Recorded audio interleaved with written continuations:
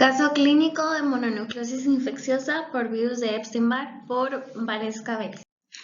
Antes de presentar el caso clínico, vamos a hacer una breve revisión bibliográfica sobre la mononucleosis infecciosa causada por el virus de Epstein-Barr. Primero vamos a empezar que es un herpes virus tipo 4, que es un gamma herpes virus con tropismo sobre linfocitos B y sobre células epiteliales de la orofaringe.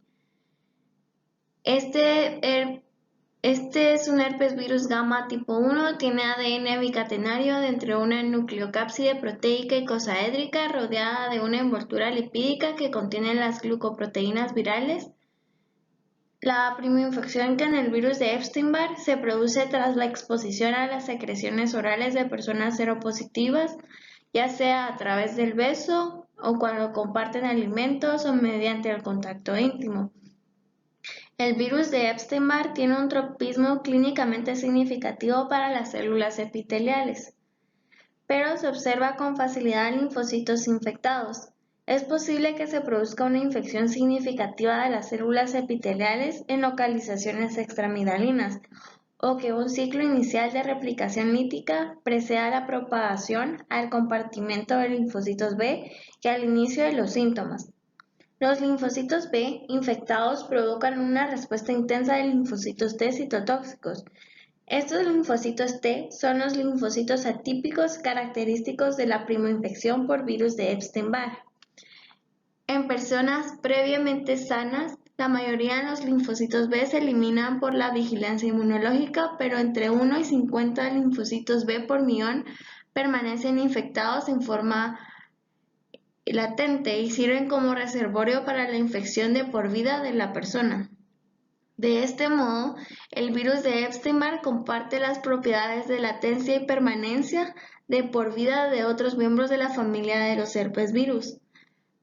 A diferencia de lo que sucede en los herpes virus alfa, la excreción de las partículas infecciosas del virus de Epstein-Barr en la saliva durante los periodos de reactivación de las células infectadas de forma latente es de modo asintomática.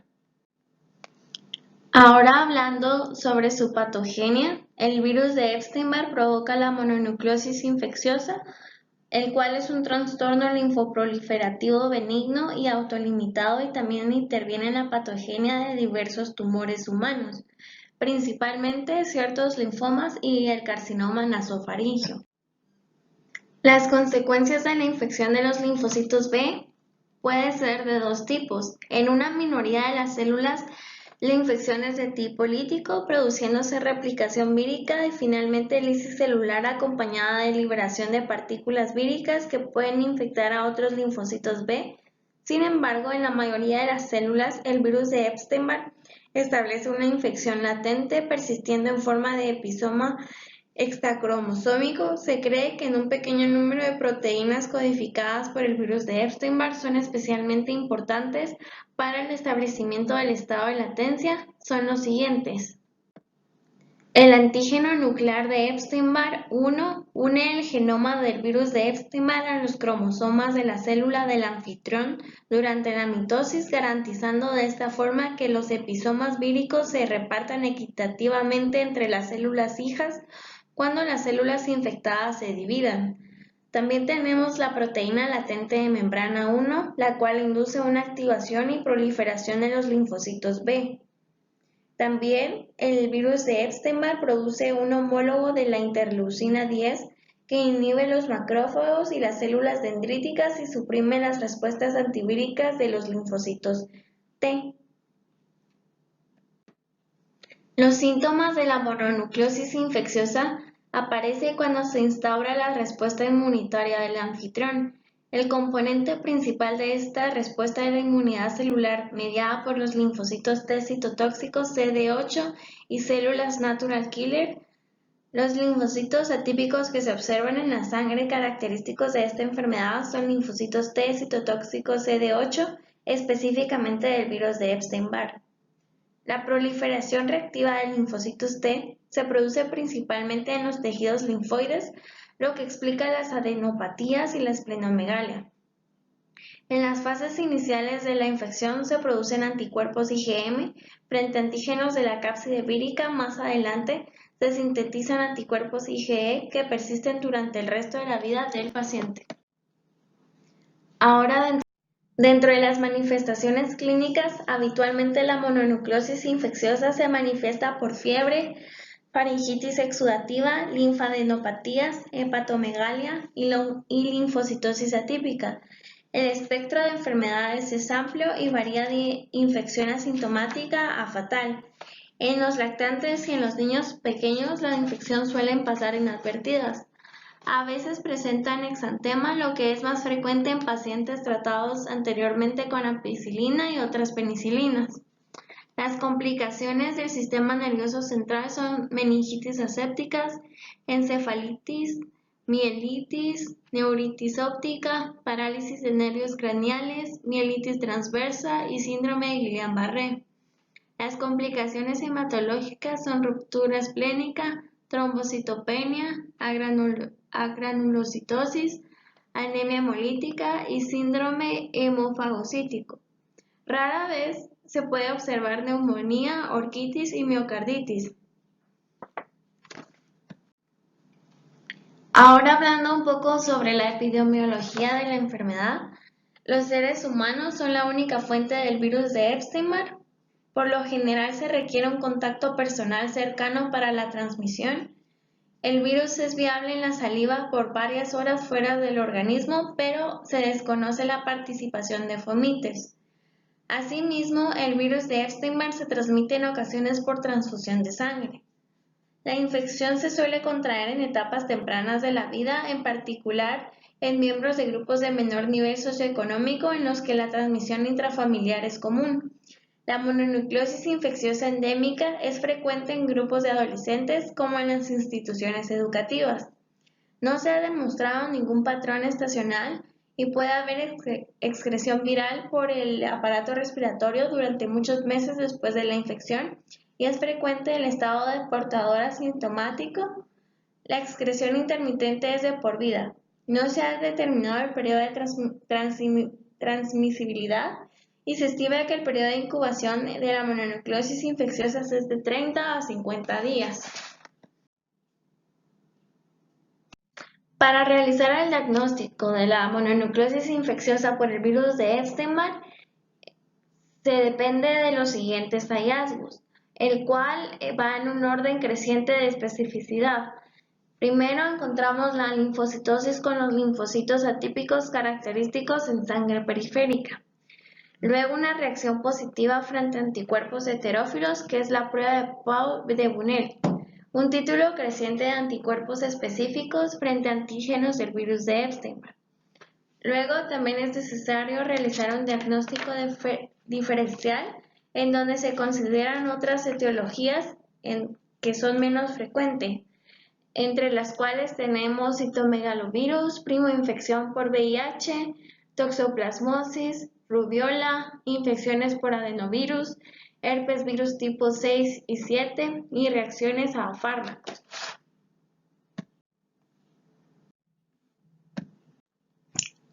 Ahora vamos a hacer la presentación del caso clínico, que es de un varón de 15 años sin antecedentes de interés.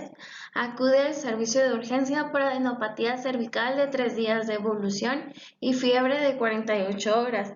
Se le pautó inicialmente amoxicilina e ibuprofeno por sospecha de amigdalitis bacteriana.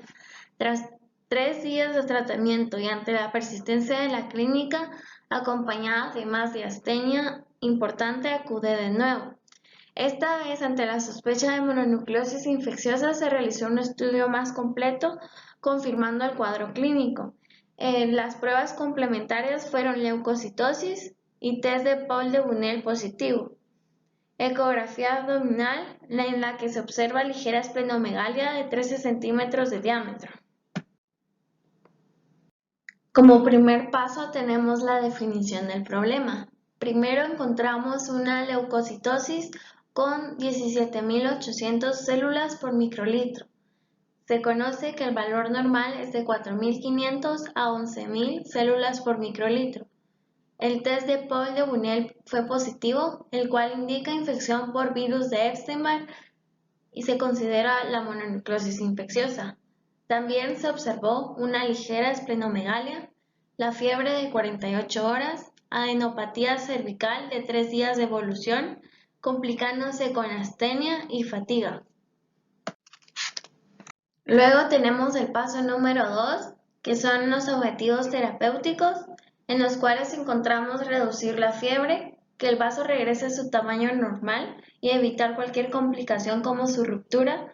También tenemos que los ganglios cervicales regresen a su tamaño, aliviar las molestias como astenia y fatiga y evitar complicaciones por el virus de Epstein-Barr. A continuación, veremos el inventario de fármacos recomendados para la mononucleosis infecciosa. Empezaremos con el aciclovir. Este pertenece al grupo farmacológico de fármacos antivirales derivados de la guanosina. Su perfil farmacológico, demuestra que sus vías de administración pueden ser intravenoso, tópico u oral. Su farmacocinética, la semivida plasmática después de la administración oral de aciclovir varía entre 2.5 a 3.3 horas. Su unión proteica va de 9 a 33%. Su biodisponibilidad va de 10 a 30% si es oral. Y una cantidad insignificante del medicamento se recupera en las heces y en el dióxido de carbono expirado y no existe evidencia que sugiera la retención en los tejidos. Aciclovir se distribuye ampliamente en los tejidos y líquidos corporales. Hablando sobre su farmacodinámica, se observa que sirve para tratar la mayoría de infecciones causadas por la familia de los herpes. Entre ellos tenemos el citomegalovirus, el virus de herpes simple, herpes mucocutáneo, el varicela zoster, ya sea para tratarlos en piel o mucosas y tratamiento de herpes genital. También sirve en la profilaxis y tratamiento de infecciones por virus de herpes en pacientes inmunocomprometidos. Hablando de su eficacia, mencionamos el mecanismo de acción. Es un antiviral activo frente al virus herpes humano, el cual inhibe la replicación de ADN viral interfiriendo con el ADN polimerasa viral. Sus efectos adversos varían, dentro de los cuales tenemos cefalea, mareos, náuseas, vómitos, diarrea, dolor abdominal, prurito, erupciones cutáneas, fotosensibilidad, fatiga y fiebre. Está contraindicado en pacientes que desarrollan hipersensibilidad o intolerancia a los componentes de la fórmula, deshidratación, pacientes con alteración de la función renal, en la lactancia y en el embarazo. En el embarazo, este medicamento es categoría de uso tipo C. Su costo se tiene que cuesta 79 quetzales la caja de 30 unidades. A continuación tenemos la prednisona, el cual pertenece al grupo farmacológico de los fármacos corticosteroides. Su vía de administración es oral e intramuscular. Su farmacocinética sugiere que tiene una biodisponibilidad de 70%, su metabolismo es hepático, su vida media es de 1 hora y su excreción es renal.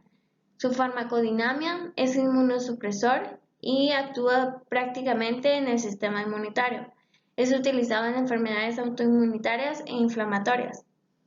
Su mecanismo de acción, esta interacciona con receptores citoplasmáticos intracelulares específicos y forman el complejo receptor glucocorticoide.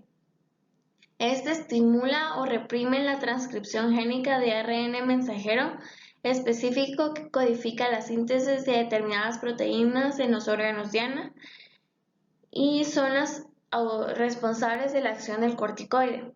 Dentro de los principales efectos adversos se tiene que puede producir hiperglucemia, polifagia, osteoporosis y fragilidad ósea, retraso en la cicatrización de heridas, esclerodermia y retraso del crecimiento en niños en tratamiento prolongado.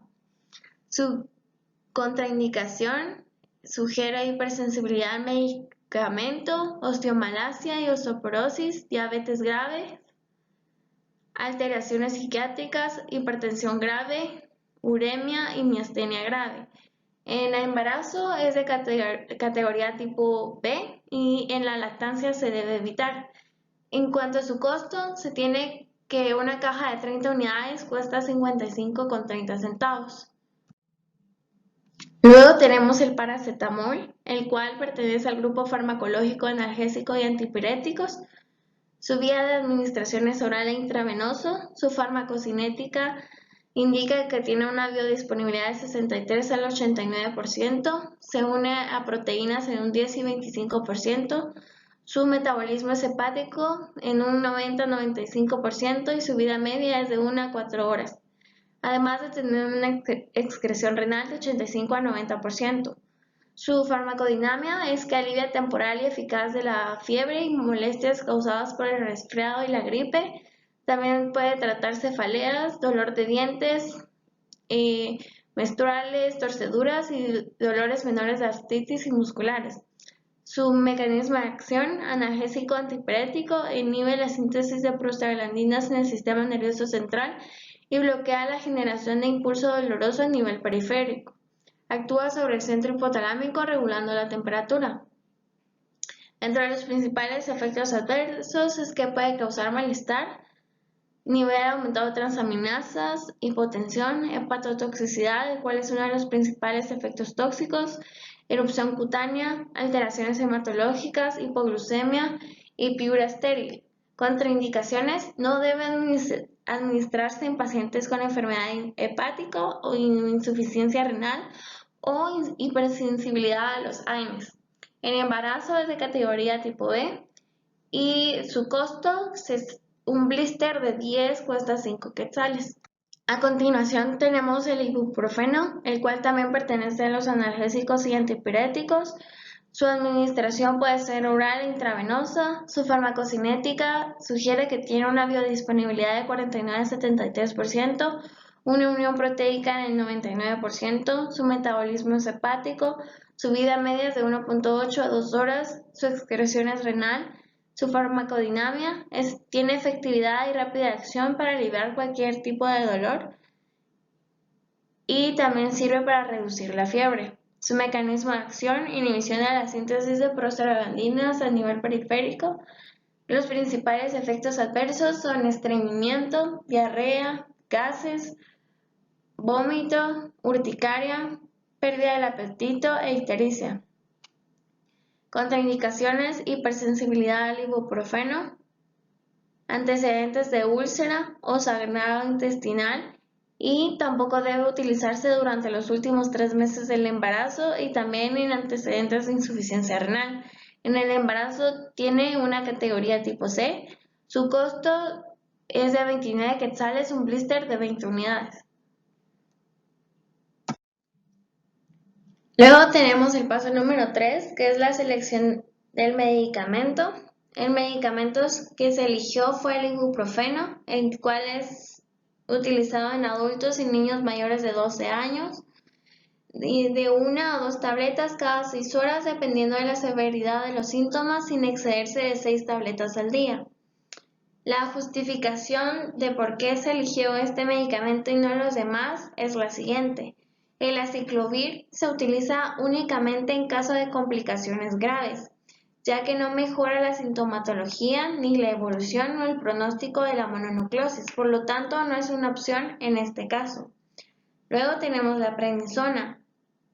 Esta no es recomendada como tratamiento sistemático en la mononucleosis infecciosa debido a sus efectos inmunodepresores, en donde uno de los objetivos es que el sistema inmune juegue su papel como antiinfeccioso y antioncogénico. Este se usa en caso de complicaciones graves. Luego tenemos el paracetamol, y este no tiene las mismas propiedades antiinflamatorias, es perjudicial al hígado, además de que funciona más lento y con menos duración que el ibuprofeno. Luego tenemos el paso número 4, que es la selección del tratamiento. Se sabe que el principal tratamiento de la mononucleosis infecciosa es sintomático a través de medidas no farmacológicas. Por lo tanto, se recomienda el reposo en la fase aguda y antipiréticos. Se prohíbe ejercicios violentos y deportes de contacto mientras persista la esplenomegalia. También se recomienda mantener una adecuada hidratación y una buena alimentación. También es importante recordar que nunca tratar con aminopenicilinas como ampicilina y amoxicilina, ya que estas causan exantemas morbiformes no alérgicas en una alta proporción de los casos. También es importante recordar que dentro de las medidas de control, los pacientes con antecedentes de infección reciente por virus de Epstein-Barr o un síndrome mononucleósico no deben donar sangre ni órganos sólidos. A continuación se presenta la receta que se le proporcionó al paciente, en donde se prescribe Advil de 200 miligramos en una presentación de tableta. La dosis fue tomar 2 tabletas cada 6 horas por 5 días, de acuerdo a la edad y al peso del paciente. El nombre genérico es el ibuprofeno. Esto respecto a las medidas farmacológicas y el tratamiento no farmacológico. Se le explicó cuál era su enfermedad y que únicamente se trataría la sintomatología y que debería tomarse el ibuprofeno entre comidas para evitar el malestar estomacal. Esto cada 6 horas, por lo que se recomienda que sea en el desayuno, almuerzo y cena para que no olvide ninguna dosis y vaya acompañada de un alimento. También se le indicó al paciente que debe evitar que infecte a más personas y se recomienda el reposo en casa y evitar ejercicio físico para evitar las complicaciones. La dieta es normal y se aconseja que se mantenga bien hidratado y que descanse. Gracias.